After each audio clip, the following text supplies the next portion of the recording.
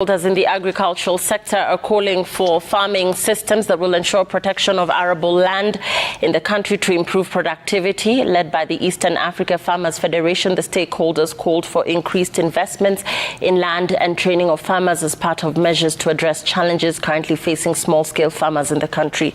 Dennis Otieno reports. It is commonly stated that agriculture is the backbone of most, if not all, African countries. But a majority of countries in the continent still face challenges in achieving food security and self-sufficiency. It is against this backdrop that stakeholders in agriculture are now calling for concrete measures to reverse the trend. We only have about 18% of our land being arable, and like you heard, 63% of this land is now acidic. That for me is such a huge red flag.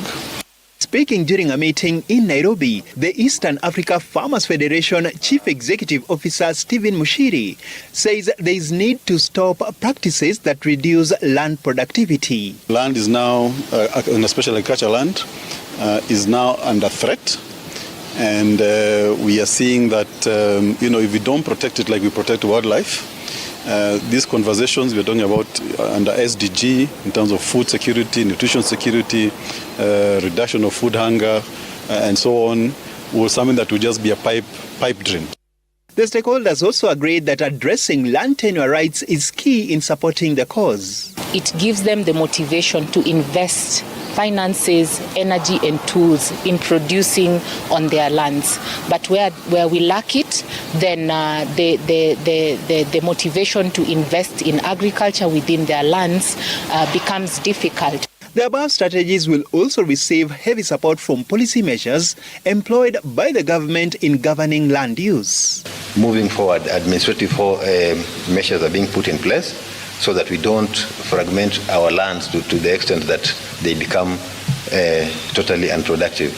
We need land to build climate resilient communities because all the climate intervention activities are land-based. So when we have a proper land governance framework, we are also building our resilience towards the climate change. If we don't address issues of land, then it becomes a challenge to even talk about investments, to talk about reducing acidity. The meeting was organized under the Regional Platform 2, a multi-stakeholder platform that aims to promote people-centered land governance by ensuring equitable land distribution and public investment that support small-scale farming in Africa. Dennis Otieno, Citizen.